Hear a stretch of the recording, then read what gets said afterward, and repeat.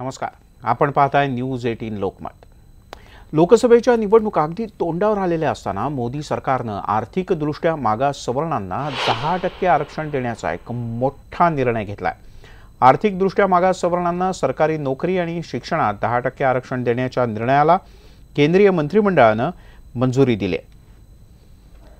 सरकारचा हा निर्णय सर्व कसोटींवर खरा उतरला तर 8 लाखांपेक्षा कमी उत्पन्न असलेल्या आर्थिकदृष्ट्या मागास सवर्णांना या आरक्षणाचा लाभ मिळणार आहे। मात्र सर्वोच्च न्यायालयानं 10% आरक्षणाची घालून दिलेली मर्यादा पाहता केंद्र सरकार मंगळवारी घटना दुरुस्तीसाठी विधेयक सादर करणार असल्याची सूत्रांची माहिती आहे। निवडणुकीच्या तोंडावर सरकार आरक्षणाची खेळी खेळत असल्याची टीका काँग्रेस आणि विरोधी पक्षांनी केली आहे। आर्थिक दृष्टिकोनातून मागासलेला 10% आरक्षण देणं केंद्र शासनाचा निर्णय हा चुकीचा आहे असं मी त्या ठिकाणी मानतो। संविधानिक दृष्टिकोनातून हा टिकणार नाही। सरकारचा निर्णय अत्यंत महत्त्वाचा आहे। नरेंद्र मोदींचा घेतलेला निर्णय अत्यंत ऐतिहासिक आहे आणि क्रांतिकारक अशा पद्धतीचा निर्णय आहे आणि सामाजिक ऐक्य जे आहे ते सामाजिक ऐक्य निर्माण करण्यासाठी हा निर्णय अत्यंत चांगला आहे। 10% रिझर्वेशनचा निवडणुका डोळ्यासमोर ठेवून घेतलेला निर्णय आहे। आणखी काय एक प्रयोग चाललेला आहे। जसजशी आपली बाजू आता थोडीशी कमकुवत होत चाललेली आहे, हा अनुभव त्यांना यायला लागला आहे। पण नवीन काही गोष्टी लोकांच्या समोर टाकून आपल्याला काही त्याच्यामध्ये थोडा बदलाव करता येईल का, आपल्या फेवरमध्ये जनमत येईल का, ही भावना डोक्यामध्ये ठेवूनच केवळ घेतलेला आहे। आर्थिक निकषावर जे गरीब लोक आहेत, अपर कास्टमध्ये त्यांना आरक्षण देऊन फायदा देण्याचा सरकारच्या मनात असेल ते त्यांनी जे इन्कमची मर्यादा आहे ते कुठेतरी कमी केली पाहिजे। तेव्हा ज्या पद्धतीच्या प्रतिक्रिया येतात त्या पाहता सरकारचा हा निर्णय सुद्धा निवडणुकांच्याकडे लक्ष ठेवूनच घेतल्याचं सगळ्यांचं म्हणणं आहे। मोदी सरकारनं आर्थिक मागास सवर्णांना 10% आरक्षण देण्याचा निर्णय घेतल्यानंतर अनेक प्रश्न उपस्थित होत आहेत। तसंच या निर्णयाचा अन्वयार्थ नेमका काय आहे, काय याच्यातले मुद्दे आहेत, आपण एक नजर टाकूया। सवर्णांच्या आरक्षणाचा निर्णय मोदींनी सत्तेसाठी घेतला का, सत्तेचा मार्ग इथूनच जातो असं मोदींनाही वाटतं का? अॅट्रॉसिटी कायदा शिथिल करण्यात अपयश आल्यानंतर सगळ्यांचीच नाराजी होती आणि ही नाराजी सुद्धा दूर करण्यासाठी हा निर्णय महत्त्वाचा ठरू शकतो असंही काही जणांना वाटतंय। मराठा, धनगर, पाटीदार, गुज्जर या सगळ्यांच्या आरक्षणाचे प्रश्न हे प्रलंबित असताना सवर्णांच्या आरक्षणाला प्राधान्य का असाही मुद्दा समोर येतो। जातीनिहाय आरक्षणाच्या ऐवजी आर्थिक निकषांवर आरक्षण देण्याचा संघाचा आग्रह सरकारनं पूर्ण केलाय का?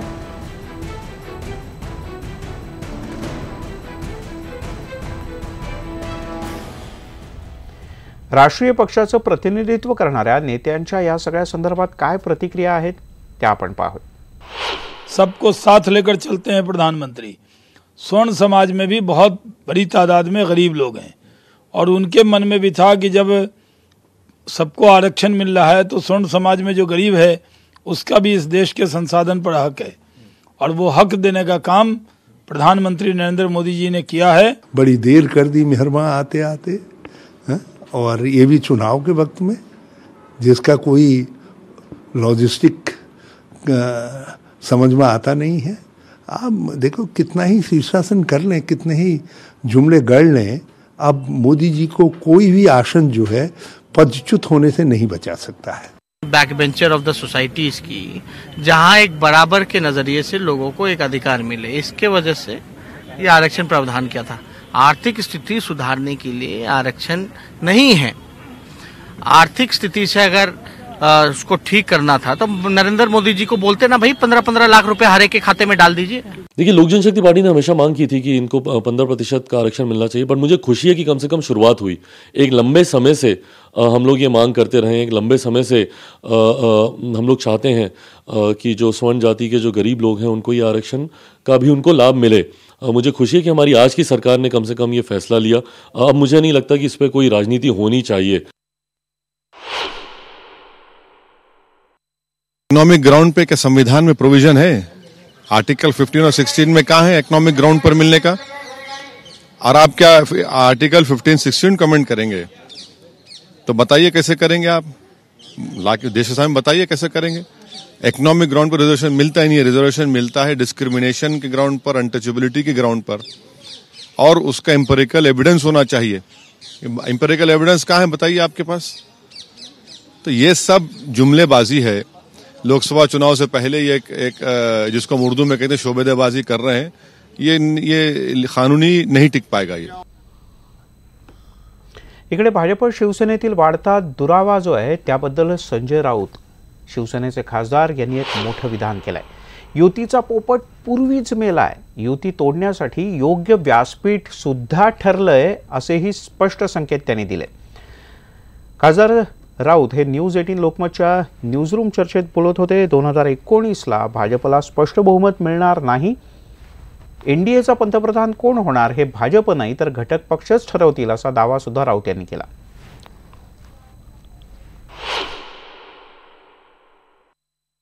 तुम्ही आज असं स्पष्ट सांगताय की युती होणार नाही, राष्ट्रकारणीचा ठराव ठीक आहे, आमच्यासाठी ठीक आहे, पण महाराष्ट्रातल्या जनतेला एका सोप्या शब्दात उत्तर पाहिजे। आज बघा प्रश्न असा आहे की अकबराच्या दरबारातला जो मेलेला पोपट असतो ना, त्या पोपटासारखी युतीची स्थिती आहे, म्हणजे युती नाही। आता फक्त आता कोण एकत्र जाहीर करतायत, नाही मग जाहीर करून टाका ना। आता असं आहे की युतीमध्ये आता मागच्या वेळेला जसे एकनाथ खडसे होते त्यांनी युती नाही असं जाहीर केलं शिवसेनेबरोबर, आणि खडसे भाजपातून आउट। आता फक्त आता नवीन खडसे कोण आहेत? तुम्हाला कोणी आउट नाही करणार असं म्हणत, माझं असं म्हणणं आहे ही जाहीर का नाही होत? काल अमित शहानी केलं ना जाहीर। नाही ते त्यांच्या काल राष्ट्रीय अध्यक्ष अमित शहा यांनी जाहीरच केलाय ना त्याच्या भाषेमध्ये। आमच्या पक्षप्रमुखांनी 2017ला सांगितलंय, एकदा पक्षप्रमुखांनी एक भूमिका मांडल्यावरती आणि ती भूमिका आम्ही 2 वर्ष पुढे नेतोय, नव्यानं कशाला सांगायला पाहिजे? आम्ही उद्धव ठाकरे यांनी घेतलेल्या भूमिकेशी कायम आहोत, आम्ही राष्ट्रीय कार्यकारिणीने घेतलेल्या निर्णयाशी कायम आहोत। आम्ही आमचा निर्णय आणि आमची भूमिका कुठल्याही राजकीय स्वार्थासाठी गेल्या 2-2.5 वर्षात बदललेली नाही आणि बदलायची शक्यता मला दिसत नाही। नाही मग घाबरण्याची काय गरज आहे? जाहीर करू शकता। आम्ही कशाला घाबरतो? हा प्लॅटफॉर्म नाही ना, त्यासाठी म्हणजे प्लॅटफॉर्मवरून जाहीर करणार त्या ही जागा नाहीये। एकत्र येऊन आमचे सगळे नेते वगैरे बसू, निर्णय घेऊ, आणि जेव्हा पक्षप्रमुखांना हा निर्णय जाहीर करायचा कुठलाही, तेव्हा करते। आमची प्रथा आहे पक्षाची, पक्षप्रमुखांचा जो आदेश असेल तेव्हाच आम्ही एखादा निर्णय जाहीर करतो। म्हणजे प्लॅटफॉर्म तुम्ही ठरवलेला आहे युती? नक्कीच, कधीतरी होईल, नक्कीच।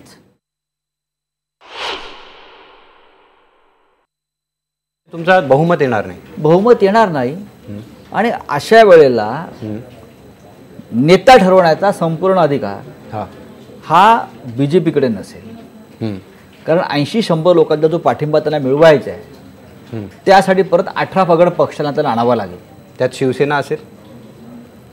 आम्ही ते 19ला पाहू। आम्ही कुठे कसं काय देशात पीक येत आहे ते आम्हाला पाहावं लागेल। कुठे भगवं पीक येत असेल तर आम्ही त्या भगव्या पिकाबरोबरच जाणार आहोत।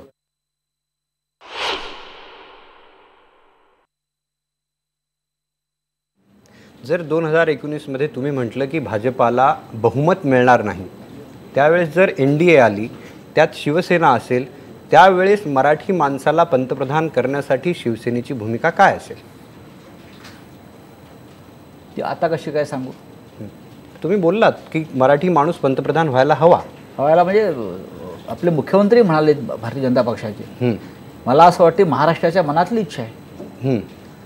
नाही, नितीन गडकरी हे नाव समोर येतं, त्यासाठी मी सरळ प्रश्न विचारतो। भारतीय जनता पक्षातून ते पुढे येऊ शकतात अशा वेळेला। नाही, शिवसेनेला नाही वाटत मराठी पंतप्रधान बनावा? मग आम्ही तेव्हा बघू ना आमचे पत्ते कसे टाकायचे। शिवसेना पाठिंबा देईल का? हाच खरा प्रश्न आहे। आता नाही सांगणार। भाजप आणि शिवसेनेतला तणाव अमित शहा यांच्या लातूरमधल्या वक्तव्यानंतर आणखीनच वाढलाय।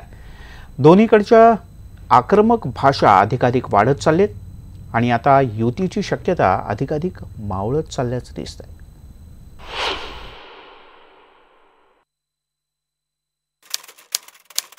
यदि सहयोगी दल हमारे साथ आते हैं तो हम उनकी जीत सुनिश्चित करेंगे, अन्यथा हम उन्हें पटक देंगे।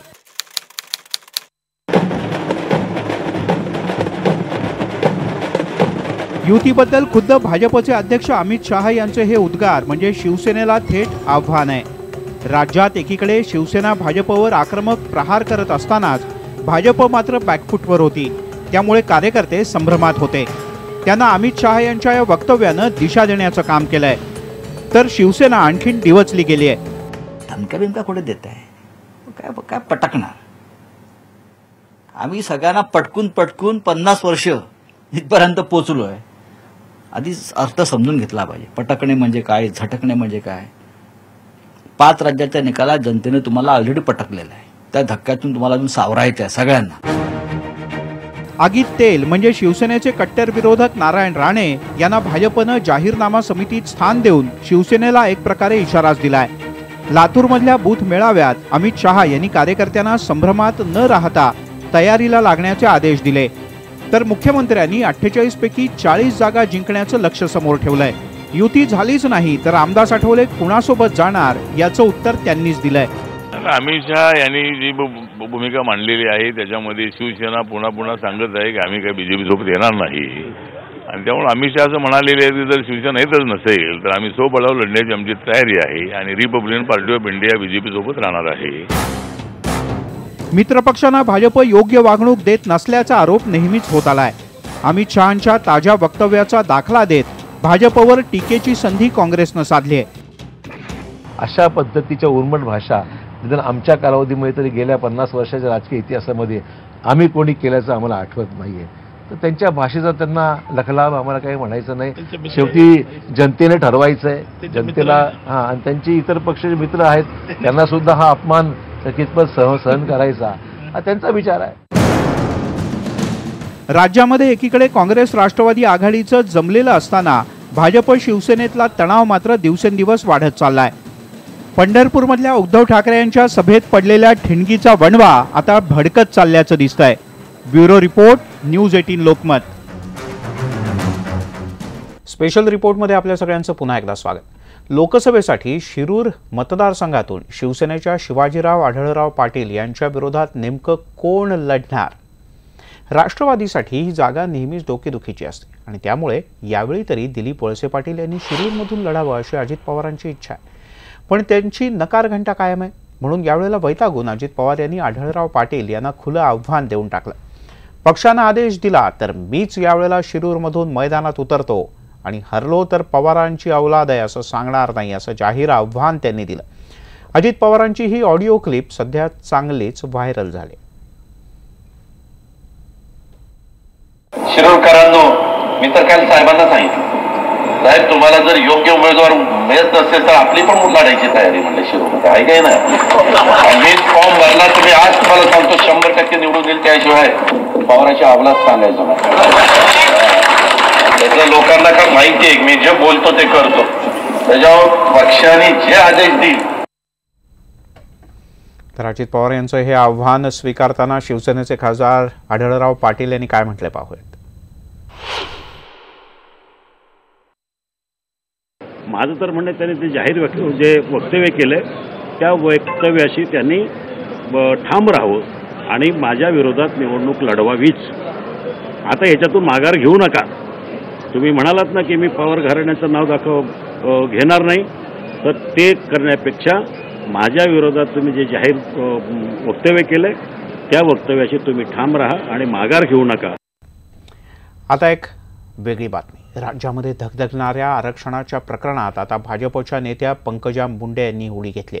जोपर्यंत धनगर समाजाला आरक्षण मिळत नाही तोपर्यंत मंत्रालयात पाऊल टाकणार नाही असा निर्धार पंकजा मुंडे यांनी केला आणि हा निर्धार त्यांनी जाहीरपणे बोलून दाखवला. नांदेडच्या मळेगाव इथे सुरू झालेल्या खंडोबाच्या यात्रेला त्यांनी भेट दिली. यावेळी तिथल्या धनगर आरक्षण जागर परिषदेत त्यांनी हे विधान केलं. धनगर समाजाला एसटी प्रवर्गातून आरक्षण देण्याची मागणी या समाजानं लावून धरली. त्यामुळे आता राज्य सरकार नेमकी कोणती भूमिका घेतं हे पाहणं महत्त्वाचं आहे. मी गोपीनाथ मुंडेंची कन्या पंकजा गोपीनाथ मुंडे आज या सभेमध्ये जाहीर तुम्हाला वचन देते की धनगर समाजाच्या विश्वासाच्या जीवावर परत सत्ता परिवर्तन न करता सत्तेमध्ये भारतीय जनता पार्टीला आणायचंय. पण मी जोपर्यंत तुमच्या आरक्षणाचा विषय होणार नाही मंत्रालयाच्या दालनात मी प्रवेश करणार नाही. तुमचा विषय पाहूयात पंकजा मुंडे हा जाहीरपणे दिलेला शब्द कशा पद्धतीनं पाळतात ते. या बुलेटिनमध्ये इथे थांबूयात.